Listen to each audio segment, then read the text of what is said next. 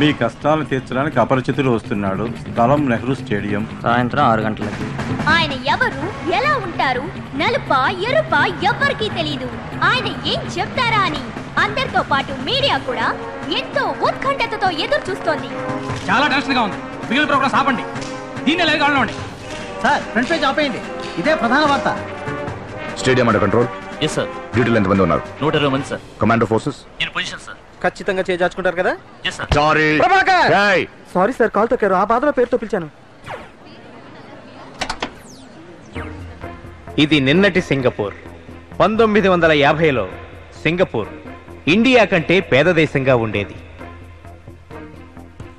ఇది నేటి సింగపూర్. మొత్తం ప్రజల సంఖ్య 42 లక్షలు.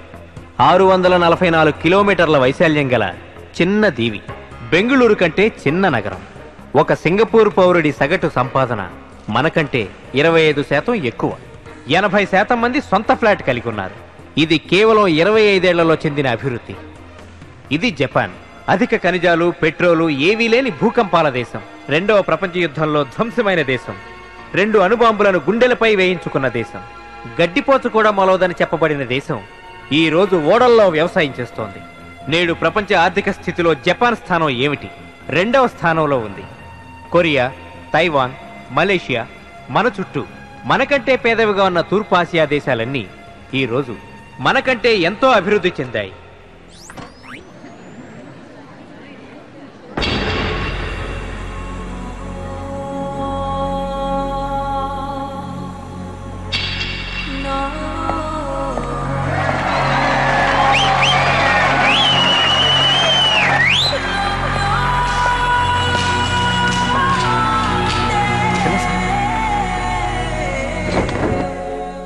ఇప్పుడు మీరు చూసింది సినిమా మొదలెట్టే ముందు చూపించే న్యూస్ రీల్ కాదు, మన ఇండియా చేజార్చుకున్న అవకాశాల జాబితా. ఇది ఒక ఆధ్యాత్మిక సభో, సాంస్కృతిక సభో, రాజకీయ సభో, సువార్తా సభో కాదు. మన మనసాక్షిని ప్రశ్నించుకోబోయే సభ. 57 ఏళ్ల స్వతంత్రం, 100 కోట్ల మంది జనం, 33 లక్షల చదరపు కిలోమీటర్ల వైశాల్యం, అందులో సగం పైగా సాగుభూమి, 10 జీవనదులు, 1.5 లక్షల కర్మాగారాలు, ఇవన్నీ ఉండి ఇండియా ప్రపంచ దేశాల వరుసలో ఆర్థిక స్థితిలో 49వ స్థానం, రూపాయి విలువలో 44వ స్థానం, శుభ్రత ఆరోగ్య విషయాల్లో 20వ స్థానం, ఎయిడ్స్ అందులో 2వ స్థానం, కుంభకోణంలో 3వ స్థానం. ఏ మీలో ఎవరైనా చెప్పగలరా? మంచి ప్రధానమంత్రి లేకపోవడం వల్లండి. మంచి ముఖ్యమంత్రులు లేకండి. మంచి మంత్రులు లేరండి. మంచి అధికారులు లేరండి. మంచి పోలీసులు లేరండి. మీరందరూ కలిసి మంచి మంచి అంటున్నారే, మనలో ఎంతమంది మంచి పౌరులుగా ఉంటున్నాం? ఎంతమంది మనలో బాధ్యతని సరిగ్గా నిర్వహిస్తున్నాం? క్రికెట్ టీంలో మంచి కెప్టెన్ ఉన్నంత మాత్రాన ఇండియా గెలవదు. 11 మంది సరిగ్గా ఆడితేనే గెలుస్తుంది. అందులో ఒక్కడు సరిగ్గా ఆడకపోయినా మీకెంత కోపం వస్తుంది? 100 కోట్ల మంది వ్యక్తులు కలిస్తేనే ఇండియా. ప్రధానమంత్రి, ముఖ్యమంత్రి, మంత్రి, అధికారి, మీరు, నేను అందరం ఒంటరి వాళ్ళమే. ఎవరి బాధ్యత వాళ్ళు సక్రమంగా నిర్వర్తిస్తేనే ఈ దేశం బాగుపడుతుంది. కానీ మనమందరం ఏం చేస్తున్నాం చూడండి. గౌరవనీయులైన వీరు మనలో ఒకరు. వీరి దినచర్య ఏమిటో చూడండి. అమ్మయ్యా.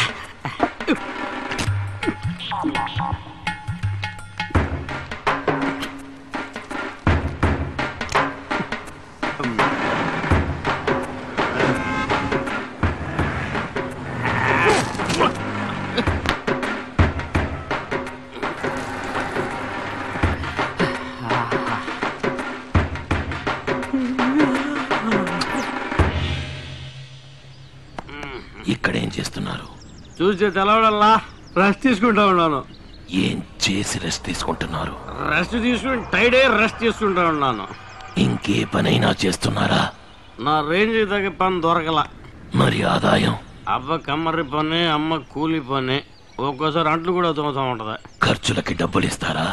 బలవంతంగా లాక్కుంటాం. ఏం పనిస్తే చేస్తారు? ఇప్పుడు నేను డ్యూటీలోనే ఉండా. నన్ను మాట్లాడించి టైడ్ చేసేమనుకో మళ్ళీ మనం రెస్ట్ తీసుకోవాల్సి ఉంటది. ఇతన్నే చేద్దాం చెప్పండి. ఇలాంటి సోమరిపోతులు దేశంలో ఉండకూడదండి. కఠినంగా శిక్షించాలండి. గట్టిగా.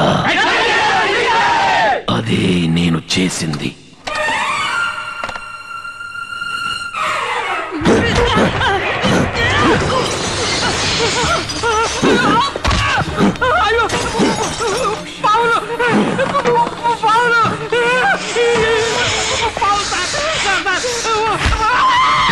ఈ శిక్ష పేరు సర్పదంశనం.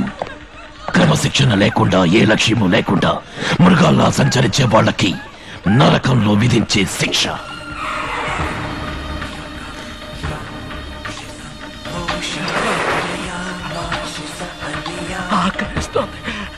ఆకలేస్తుందా? ఇదిగో డబ్బు డబ్బు అని వెంపర్లాడేవుగా, ఆ డబ్బే తిను. ఎంత సంపాదించినా వాడు 1 లక్ష కంటే ఎక్కువ తినలేకపోయాడు. విరోచనాలు పుట్టి చచ్చిపోయాడు. అన్యాయంగా అద్దెలు వసూలు చేసినందుకు తామిశ్ర నరకం. పరుల సొమ్మును ఆశించే వాళ్లకు విధించే శిక్ష.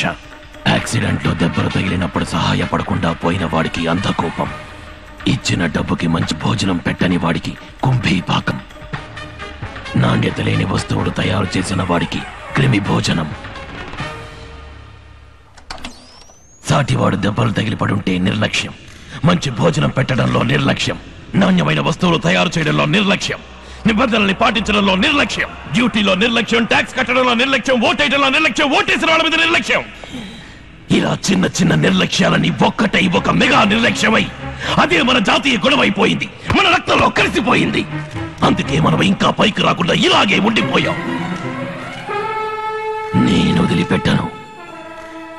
ఇక నిర్లక్ష్యంగా ఎవరున్నా వాళ్ళకి నరకలోకపు దండనే విధిస్తాను. Quick, cover all the exits. Quick, quick.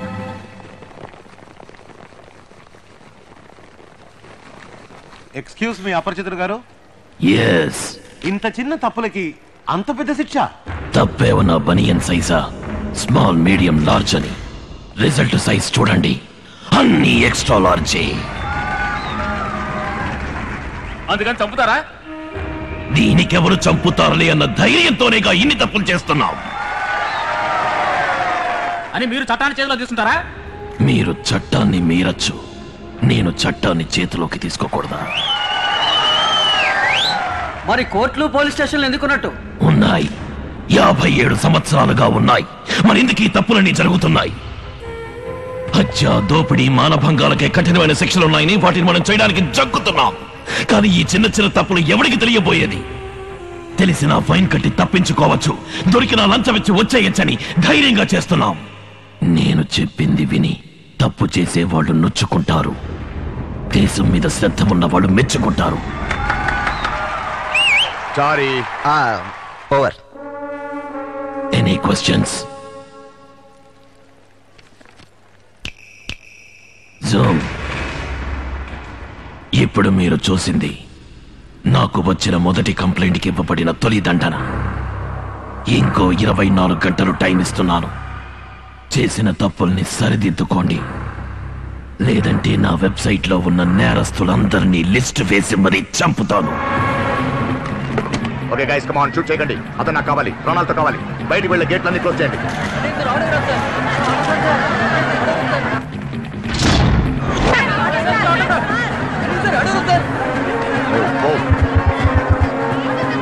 Go away. Go away.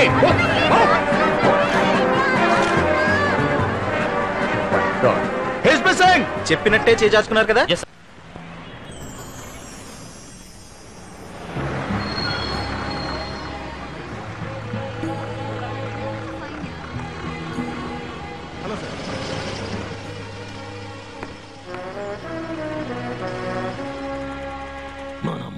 Please the picture.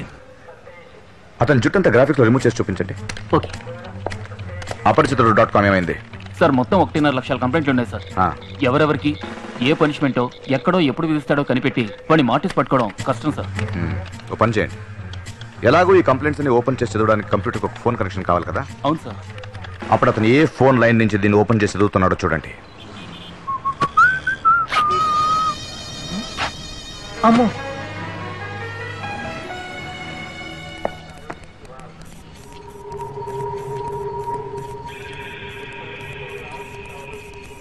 సంవత్సరానికి 5,000 కోట్ల రూపాయలు ఆదాయ పన్ను వసూలవుతుంది. ఇవాళ ఒక్కరోజే 15,000 కోట్ల రూపాయలు కలెక్ట్ అయింది. ఇంతవరకు కట్టన వాళ్ళందరూ కట్టారు. ఇండియా పేద దేశం అని ఎవరండి అందే? సార్ ఐపీ అడ్రస్ ద్వారా డైలప్ కనెక్షన్ ఫోన్ నెంబర్ కనిపెట్టాను సార్. గుడ్. ఏరియా? సింహాచలంలో నరసింహస్వామి గుడి వీధి సార్. ఇందులో ఇంకో తమాషా చూడండి సార్. జరిగిన 5 హత్యల గురించి కంప్లైంట్ ఇచ్చింది ఒకే వ్యక్తి సార్. అతని ఫోన్ నెంబరు ఇదే సార్. ఏమిటి? కంప్లైంట్ ఇచ్చింది ఒకే నంబర్ నుంచి, కంప్లైంట్ ఓపెన్ చేసి చదివింది ఒకే నంబర్ నుంచా? ఆ ఫోన్ నెంబర్ ఎవరి పేరులో ఉంది చూడండి. సిగ్నల్స్ దగ్గర గుళ్ళ దగ్గర ఒక ముష్టివాడు లేడు. ఊరంతా ఉతికి ఆరేసి ఇస్త్రీ చేసినట్లుంది. Remarkable change. ఇంకెప్పుడు అమెరికా అంత అవదని మాత్రం అనుకో. పి రామానుజన్ ఉంది సార్. సార్ అపరిచితుడి మొహం ఎలా ఉంటుంది సార్?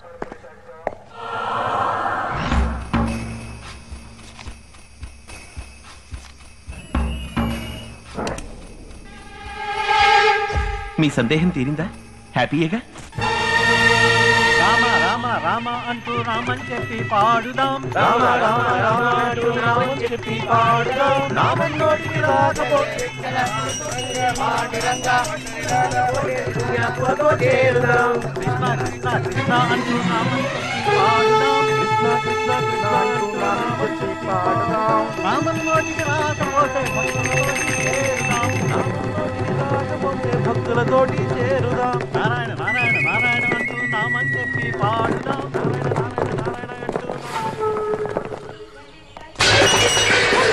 కమాన్, ఒక అంగుళం వదలకుండా ఇల్లంతా వెతకండి. ఒక బ్యాగ్ మేడపైకి వెళ్ళండి. మీరు అటు వెళ్ళండి. మీరు ఈ రూమ్ లో వెతకండి. కమాన్, క్విక్ క్విక్.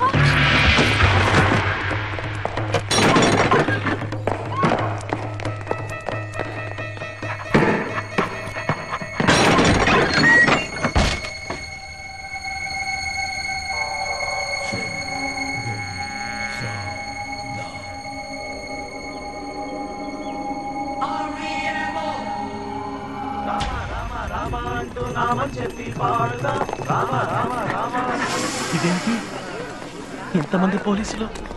సార్ ఇతనే సార్ కల్ప్రిట్, కన్ఫర్మ్. ఏమిటి?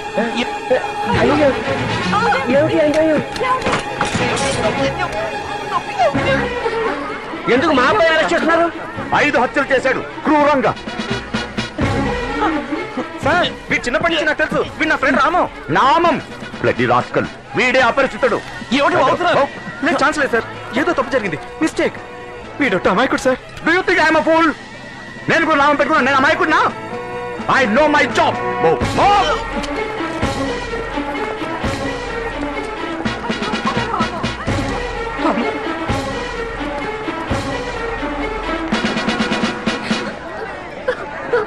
పేరేంటి? పి రామానుజం. మీ నాన్న పేరు? పార్థసారథి. ఇంతవరకు ఎంతమందిని చంపావు? నేనెవరిని చంపలేదు. రైల్వే క్యాటరింగ్ కాంట్రాక్టర్ చంపలా? చంపలా.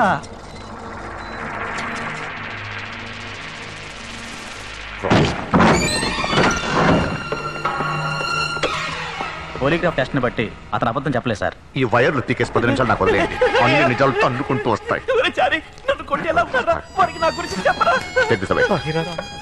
పరిస్థితి నీకు వ్యతిరేకంగా ఉంది. నువ్వు కూడా చారీ, నువ్వు బయటకు పో. జాగ్రత్త సార్, పడరాని చోట పడితే ప్రాణం పైన పోవచ్చు.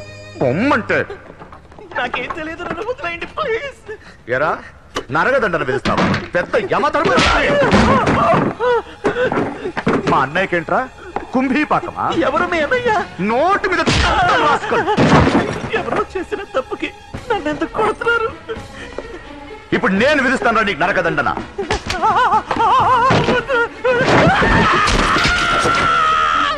ఈ దండనికి పేరేంటో తెలుసా? శుచీముఖం. సూదులతో గుచ్చటం.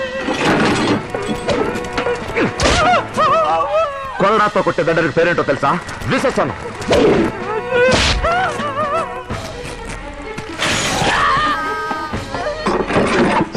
దీని పేరే వజ్రఖండం. నన్ను కొట్టే హక్కు మీకు లేదు. ఇది మానవ హక్కుల్ని ఉల్లంఘించడం. హ్యూమన్ రైట్స్ కమిషన్ కి కంప్లైంట్ చేస్తే మీ ఉద్యోగం ఊడుతుంది. అసలు నువ్వు ప్రాణాలతో బయటికి వెళ్తే కదరా.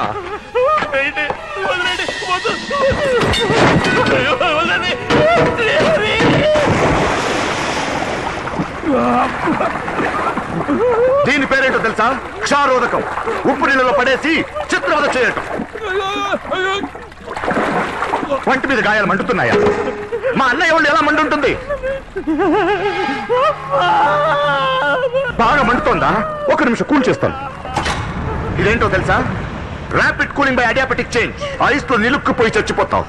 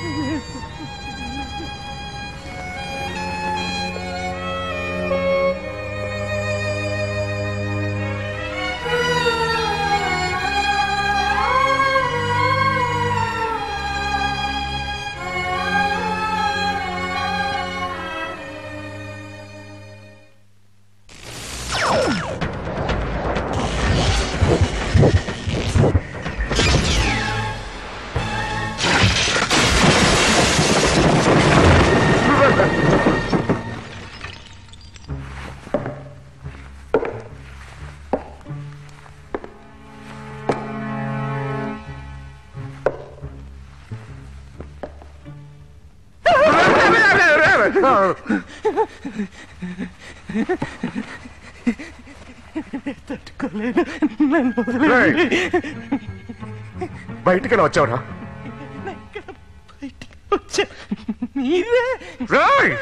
పిచ్చి వెదవ అనుకున్నావా నన్ను? నీ తల్లి రే, నీ అప్ప.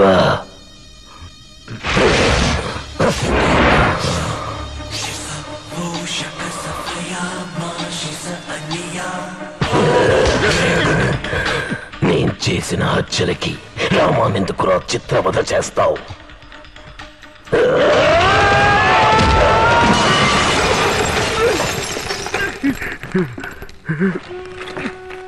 ఎవరు కొట్టారు సార్? కింద పట్టారేమిటి? ఏంటి రచ్చగొడుతున్నావా నన్ను? వాణ్ణెందుకురా కొట్టావు?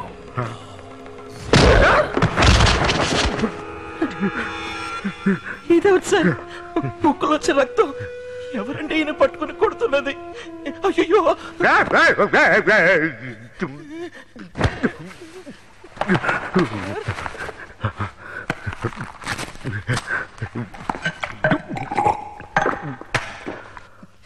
సార్ రేయ్, నేనే పెద్ద నటుడిని. నా దగ్గర నటిస్తావా? ప్రాణం తీస్తాను. నీకు ధైర్యం ఉంటే నన్ను కాల్చకండి.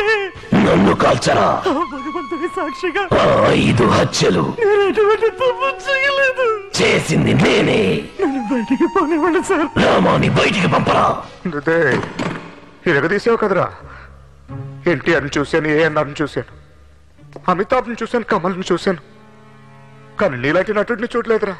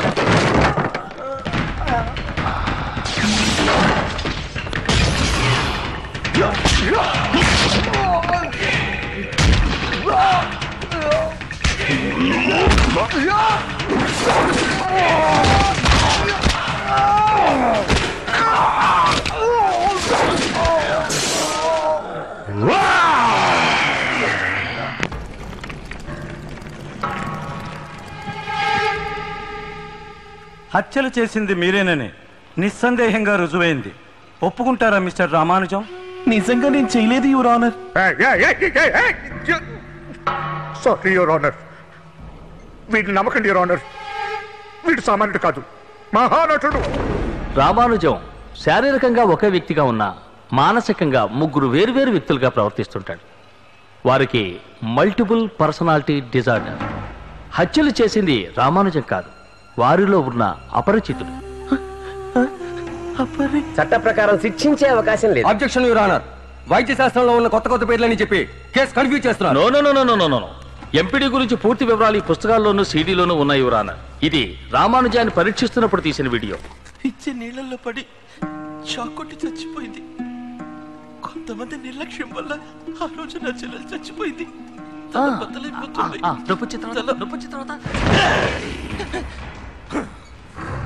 మీరెవరు? అపరిచితుణ్ణి.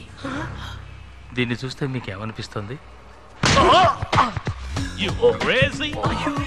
I'm Dremel, Rampok model, Rosella, gentle lover. Objection. పలు విధాలుగా నటించి ఒక నాటకాన్ని షూట్ చేసుకొచ్చి నేరస్తుడిని తప్పించాలని చూస్తున్నారు. ఎక్స్క్యూజ్ మీ యువర్ ఆనర్, అది నాటకమైతే ఇది డీసీపీ ప్రభాకర్ రామానుజన్ దగ్గర వాంగ్మూలం తీసుకుంటున్నప్పుడు షూట్ చేసిన వీడియో. ఈ నాటకాన్ని చూడండి. Sorry, I'm sorry.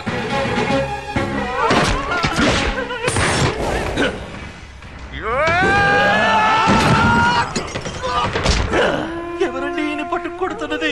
అయ్యో, 5 హత్యలు. నేను ఎటువంటి తప్పు చేయలేదు. చేసింది నేనే.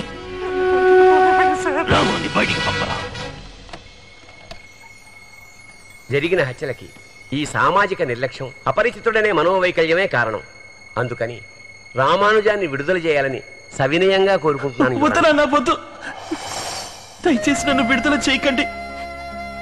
నేను మనిషినే కాదు, మృగాన్ని.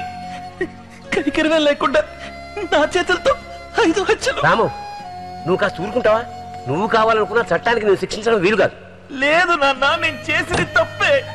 ఇతరుల ప్రాణాలు తీసే హక్కు మనుషులకి లేదు. యువర్ ఆనర్, నేను ఒక లాయర్ని. చట్టంలో ఉన్న లొసుగును అడ్డం పెట్టుకుని తప్పించుకోవాలనుకోవట్లేదు. నా బుద్ధి, నా శరీరమే ఈ హత్యలకు కారణభూతమయ్యాయి. నన్ను బయటికి వదిలేస్తే నాలో ఉన్న మృగం ఇంకా ఎంతో మందిని చంపుతుంది.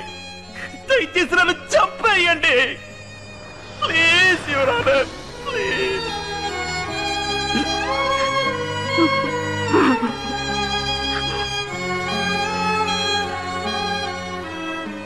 రామానుజన్ తరపున వాదన విన్న తర్వాత అతనికి మల్టిపుల్ పర్సనాలిటీ డిజార్డర్ అనే విచిత్రమైన మనోవ్యాధి ఉన్నదని, అతను నటించలేదని నిర్ధారణ అయింది. రామానుజానికే తెలియకుండా అతనిలో ఉన్న అపరిచితుడు అనే ఆల్టర్ చేసిన హత్యలకి రామానుజాన్ని శిక్షించడం సరికాదు. తాత్కాలికంగా అప్పుడప్పుడు వచ్చి మాయమయ్యే అపరిచితుని శిక్షించడము సాధ్యం కాదు. అందుకని అపరిచితుడు అనే ఆల్టర్ కనుమరుగయ్యే వరకు రామానుజానికి కట్టుదిట్టమైన కాపలా విధించి తగిన మానసిక చికిత్సను అందించి పరిపూర్ణ ఆరోగ్య స్థితికి వచ్చాడని ధృవీకరణ అయిన పిమ్మట ఇతనిని విడుదల చేయవలసిందిగా తీర్పు ఇవ్వడమైనది.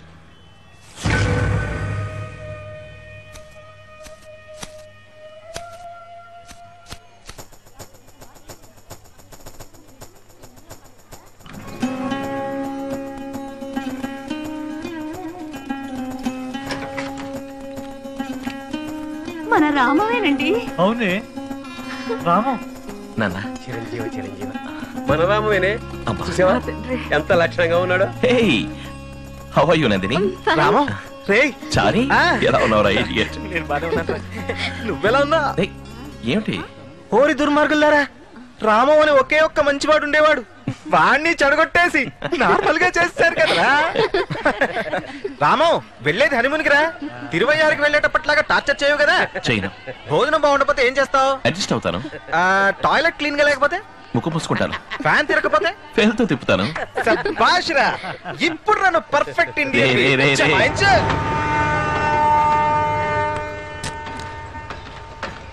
ఏ రాసావే, అప్పుడే మొదలెట్టావా?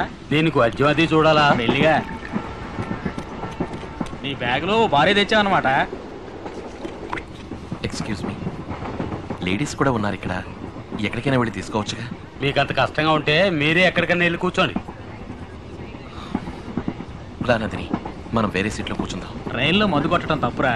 రేయ్, నేను డ్యూటీలోనే తాగేవాడిని, ట్రైన్లో వెళ్ళేటప్పుడు తాగనా? So sweet. హలో, నేను డాక్టర్ విజయ్ కుమార్ని మాట్లాడుతున్నాను. చెప్పండి డాక్టర్. ఎలా ఉన్నారు? ప్రాబ్లం ఏం లేదుగా?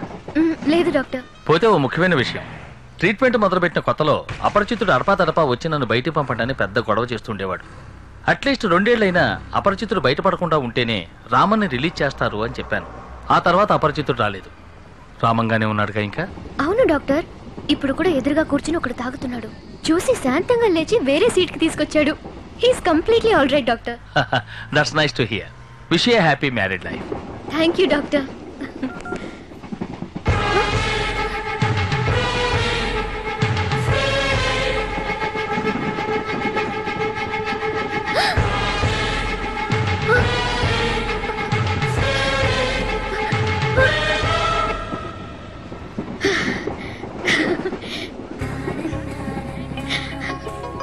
నందిని, హే,